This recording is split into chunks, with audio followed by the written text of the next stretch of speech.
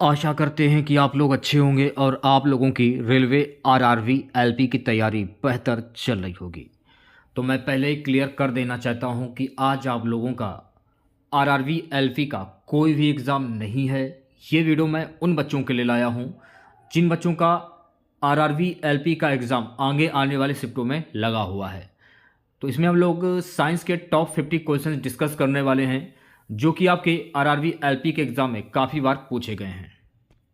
चलिए क्लास को शुरू करते हैं। क्लास को शुरू करने से पहले अगर आप लोगों ने अभी तक वीडियो को लाइक नहीं किया है तो लाइक ज़रूर कीजिएगा। शेयर नहीं किया है तो अपने तमाम दोस्तों में इस वीडियो को ज़्यादा से ज़्यादा शेयर कीजिएगा। चैनल पर नए हैं, अगर आप लोगों ने अभी तक चैनल को सब्सक्राइब नहीं किया है तो प्लीज़ चैनल को जरूर सब्सक्राइब करें आप लोग। पहला क्वेश्चन देखेगा।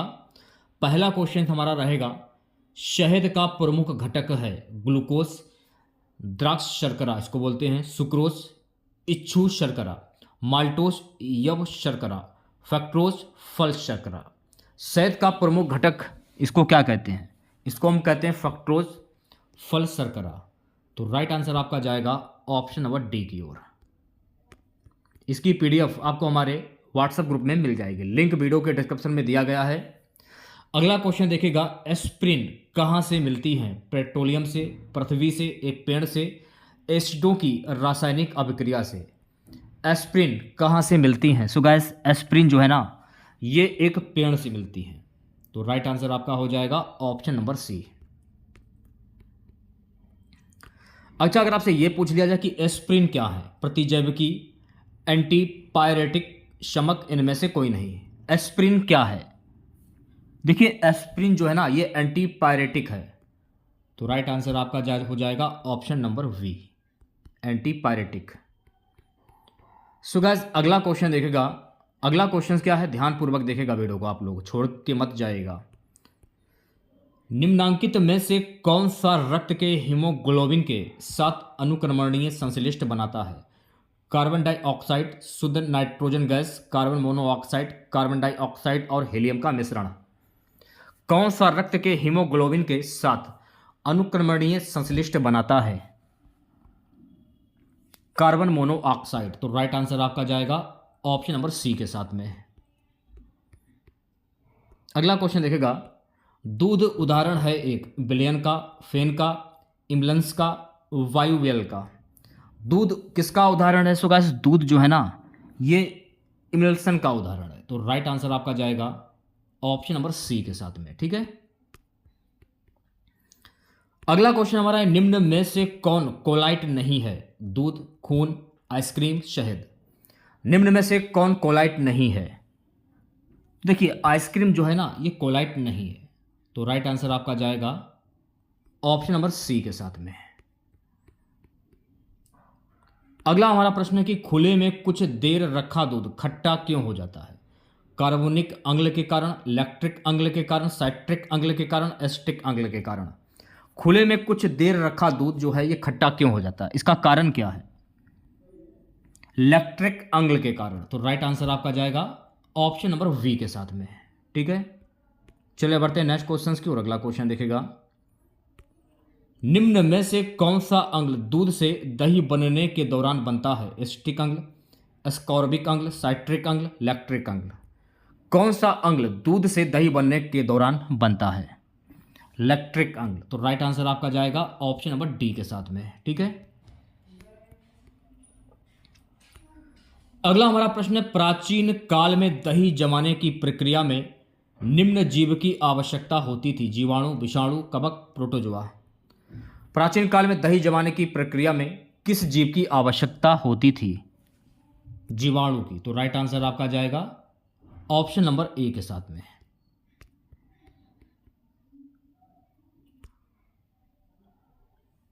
अगला प्रश्न देखेगा, निम्न में से कौन सा पदार्थ साबुन बनाने में प्रयोग होता है? वनस्पति तेल, मोबिल तेल, किरासन तेल, कटिल तेल। कौन सा पदार्थ साबुन बनाने में प्रयोग होता है? वनस्पति तेल जो है ना ये साबुन बनाने में प्रयोग होता है। तो राइट आंसर आपका जाएगा ऑप्शन नंबर ए के साथ में। ठीक है, नेक्स्ट क्वेश्चन देखेगा। अगला प्रश्न है, अपमार्जक क्या है? साबुन, औषधि, उत्प्रेरक, शोधन अभिकर्ता। अपमार्जक क्या है? देखिए अपमार्जक जो है ना ये शोधन अभिकर्ता है। तो राइट आंसर आपका जाएगा ऑप्शन नंबर डी के साथ में। चलिए बढ़ते हैं नेक्स्ट क्वेश्चन की ओर। अगला क्वेश्चन देखेगा, गेहूं की खेती के लिए कौन से उर्वरक का उपयोग करेंगे? नाइट्रोजन, पोटेशियम, तांबा या लोहा? गेहूं की खेती के लिए कौन से उर्वरक का उपयोग करेंगे? नाइट्रोजन का उपयोग करेंगे। तो राइट आंसर आपका जाएगा ऑप्शन नंबर ए के साथ में। ठीक है।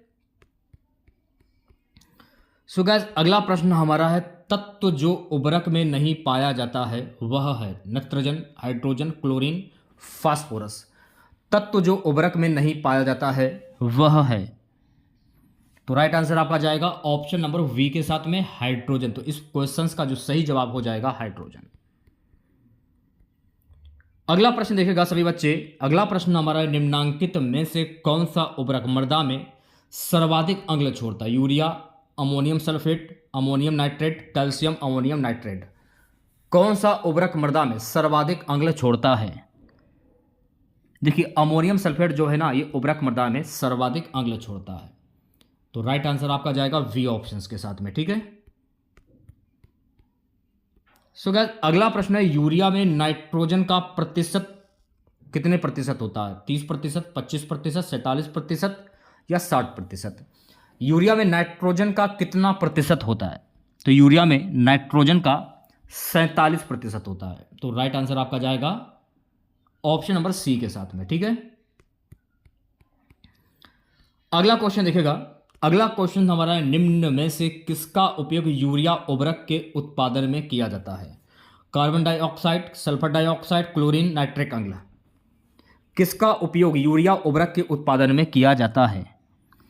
कार्बन डाइऑक्साइड का उपयोग यूरिया उर्वरक के उत्पादन में किया जाता है। तो राइट आंसर आपका जाएगा ऑप्शन नंबर ए के साथ में। ठीक है। चलिए बढ़ते हैं नेक्स्ट क्वेश्चन की और अगला क्वेश्चन देखिएगा सभी बच्चे। यूरिया में नाइट्रोजन किस रूप में पाया जाता है?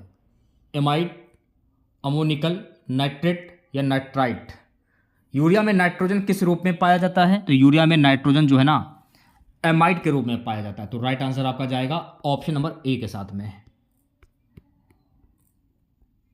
सो गाइस अगला क्वेश्चन देखेगा, डीएपी में कितने प्रतिशत फास्फोरस P2O5 तथा नाइट्रोजन आयन पाई जाती है?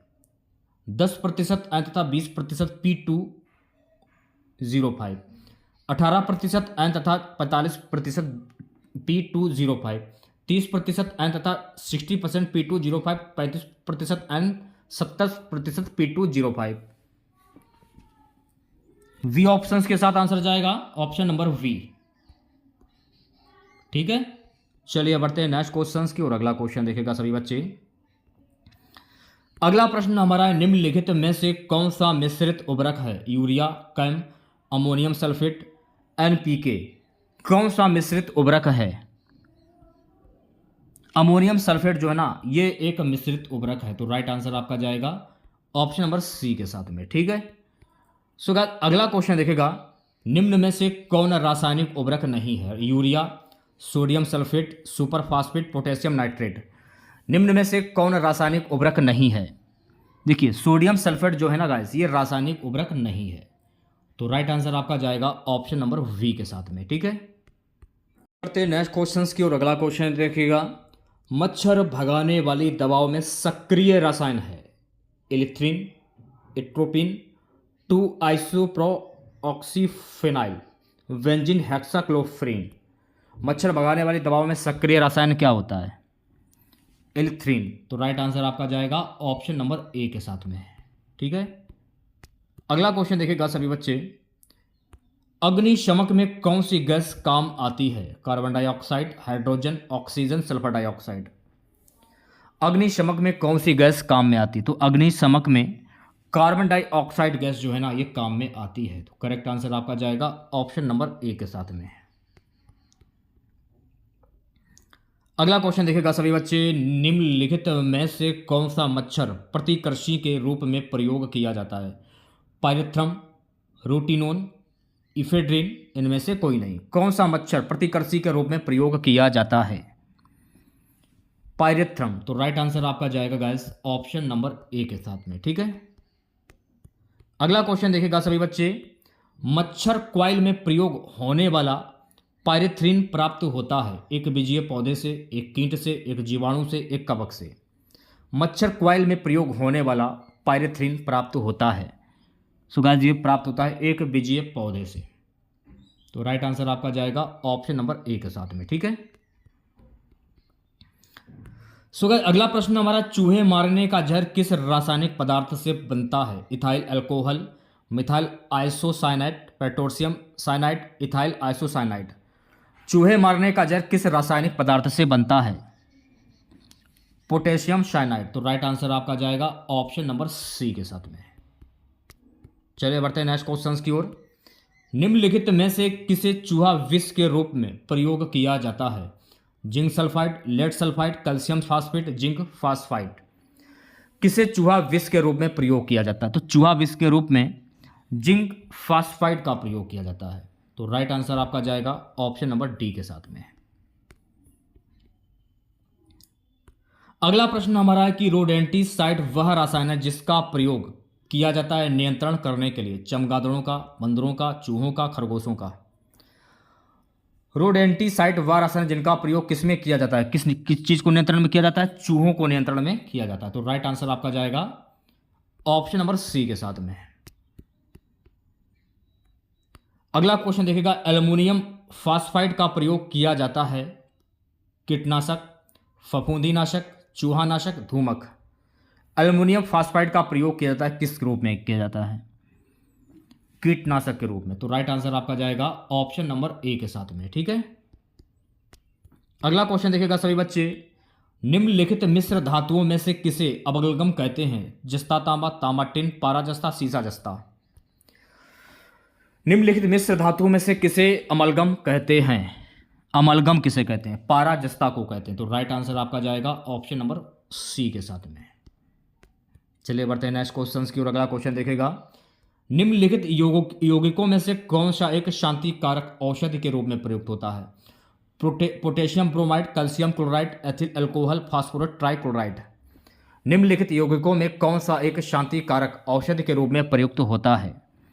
Potassium bromide. तो राइट आंसर आपका जाएगा ऑप्शन नंबर ए के साथ में, ठीक है। अगला क्वेश्चन देखिएगा। अगला क्वेश्चन हमारा है कि समस्थानिक सी संबंध है कैंसर के निदान से, पृथ्वी के आयु निर्धारण से, फॉसिल जीवाश्म के आयु निर्धारण से, अनुरेखक तकनीक से। समस्थानिक सी संबंध है फॉसिल जीवाश्म के आयु निर्धारण से। तो राइट आंसर आपका जाएगा सी ऑप्शंस के साथ में। अगला क्वेश्चन देखिएगा सभी बच्चे, कार्बन डेटिंग का प्रयोग किसकी उम्र निर्धारित करने के लिए किया जाता है? वृक्षों की, पृथ्वी की, फॉसिल्स की या चट्टानों की। कार्बन डेटिंग का प्रयोग किसकी उम्र निर्धारित करने के लिए किया जाता है? फॉसिल्स की। तो राइट आंसर आपका जाएगा ऑप्शन नंबर सी के साथ में। गैस अगला क्वेश्चन देखिएगा, रेडियोधर्मी डेटिंग एक प्रक्रिया है जिससे मापा जा सकता है चट्टानों की उम्र, चट्टानों का संगठन, चट्टानों का रंग, चट्टानों का भार। रेडियोधर्मी डेटिंग एक प्रक्रिया जिससे मापा जा सकता है चट्टानों की उम्र। तो इस प्रश्न का राइट आंसर हो जाएगा ऑप्शन नंबर ए। चलिए बढ़ते हैं नेक्स्ट क्वेश्चन की ओर। पृथ्वी की आयु का मापन निम्न में से किस विधि के द्वारा किया जाता है? कार्बन डेटिंग विधि, जैव तकनीकी विधि, जैव घड़ी विधि, यूरेनियम विधि। पृथ्वी की आयु का मापन निम्न में से किस विधि के द्वारा किया जा सकता है? यूरेनियम विधि के द्वारा। तो राइट आंसर आपका जाएगा डी ऑप्शंस के साथ में, ठीक है। चलिए बढ़ते हैं नेक्स्ट क्वेश्चंस की ओर। प्यारे बच्चों अगला प्रश्न है, निम्नलिखित प्रकार के कांचों में से कौन सा एक परावैंगनिक किरणों को विच्छेदन कर सकता है? सोडा कांच, पायरेक्स कांच, जेना कांच, क्रुक कांच, क्रुस कांच। तो राइट आंसर आपका हो जाएगा ऑप्शन नंबर डी, ठीक है। चलिए बढ़ते हैं नेक्स्ट क्वेश्चन की ओर। अगला क्वेश्चन देखेगा, निम्नलिखित में से कौन सा एक यशत पुष्प कहलाता है? Zinc bromide, zinc nitrate, zinc oxide, zinc chloride. कौन सा एक यशत पुष्प कहलाता है? यशत पुष्प कहलाता है जिंक ऑक्साइड। तो राइट आंसर आपका जाएगा ऑप्शन नंबर सी के साथ में, ठीक है। चलिए बढ़ते हैं नेक्स्ट क्वेश्चन की ओर। अगला क्वेश्चन देखेगा, निम्नलिखित में से किस एक को स्ट्रेचर गैस भी कहते हैं? Organ, neon, xenon, nitrous oxide. किस एक को स्ट्रेचर गैस भी कहते हैं? स्ट्रेचर गैस किसे कहते हैं? तो स्ट्रेचर गैस जो है ना, जीनोन को कहते हैं। तो राइट आंसर आपका जाएगा ऑप्शन नंबर सी के साथ में। अगला प्रश्न, मूत्रालयों के पास प्राय नाक में चुभने वाली गंध का कारण क्या? Sulphur dioxide, chlorine, ammonia, urea. मूत्रालयों के पास प्राय नाक में चुभने वाली गंध का कारण क्या है? अमोनिया। तो करेक्ट आंसर की अगर मैं बात करूं तो प्यारे बच्चों, करेक्ट आंसर आपका जाएगा ऑप्शन नंबर सी के साथ में। ठीक है, नेक्स्ट क्वेश्चन देखिएगा। अब तक निम्नलिखित रसायनों में से कौन सा कृत्रिम बादल बनाने के लिए प्रयुक्त किया जाता रहा है? पोटेशियम नाइट्रेट, भारी जल, सल्फर आयोडाइड, सिल्वर आयोडाइड। अब तक निम्नलिखित रसायनों में से कौन सा कृत्रिम बादल बनाने के लिए प्रयुक्त किया जाता रहा है? Silver iodide. तो राइट आंसर आपका जाएगा डी ऑप्शन के साथ में, सिल्वर आयोडाइड। 40वां क्वेश्चन देखेगा सभी बच्चे। कृत्रिम वर्षा हेतु प्रयुक्त पदार्थ है silver bromide, ammonium nitrate, silver iodide, उपयुक्त सभी। कृत्रिम वर्षा हेतु प्रयुक्त पदार्थ क्या है? Silver iodide. तो राइट आंसर आपका जाएगा ऑप्शन नंबर सी के साथ में। ठीक है, अगला क्वेश्चन देखेगा। मेथेन जिसके वायुमंडल में उपस्थित है वह है चंद्रमा, सूर्य, बृहस्पति या मंगल। मेथेन जिसके वायुमंडल में उपस्थित है वह है मंगल। तो राइट आंसर आपका जाएगा ऑप्शन नंबर डी के साथ में। ठीक है, सो गाइस अगला क्वेश्चन देखेगा। रासायनिक दृष्टि से सिंदूर क्या है? Calcium carbonate, potassium nitrate, mercuric sulphide, sodium chloride. रासायनिक दृष्टि से सिंदूर क्या है? Mercuric sulphide. तो राइट आंसर आपका जाएगा ऑप्शन नंबर सी के साथ में। ठीक है, अगला क्वेश्चन देखेगा। सो गाइस अगला क्वेश्चन हमारा है, माचिस बनाने में निम्न मुख्य वस्तुओं एलिमेंट्स में से किसका प्रयोग किया जाता है? Graphite, phosphorus, silicon, sodium. माचिस बनाने में निम्न मुख्य वस्तुओं एलिमेंट्स में से किसका प्रयोग किया जाता है? फास्फोरस का प्रयोग किया जाता है। तो राइट आंसर आपका जाएगा ऑप्शन नंबर वी के साथ में। ठीक है सर, सो गाइस अगला क्वेश्चन देखेगा। कार्बन नैनो ट्यूब CNTS किसने बनाई? Fuller, Iijima, Faraday, Raman. Carbon nano tube CNTS किसने बनाई? Iijima. तो राइट आंसर आपका जाएगा ऑप्शन नंबर वी के साथ में। ठीक है, चलिए बढ़ते हैं नेक्स्ट क्वेश्चन की और अगला क्वेश्चन देखेगा। भारत में जल विलवणीकरण संयंत्र ये कहाँ पर स्थित है? लक्षद्वीप में, गोवा में, कटक में, चेन्नई में। भारत में जल विलवणीकरण संयंत्र ये स्थित है लक्षद्वीप में। तो इस प्रश्न का राइट आंसर हो जाएगा option number A. So guys अगला क्वेश्चन देखेगा।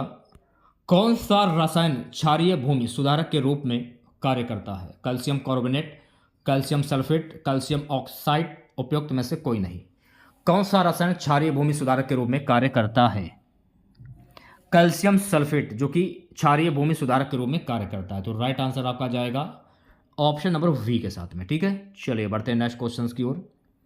सो अगला क्वेश्चन हमारा है कि द्रवित ऑक्सीजन या द्रवित हाइड्रोजन को औद्योगिक स्तर पर प्राप्त करने में प्रयुक्त प्रौद्योगिकी क्या कहलाती है?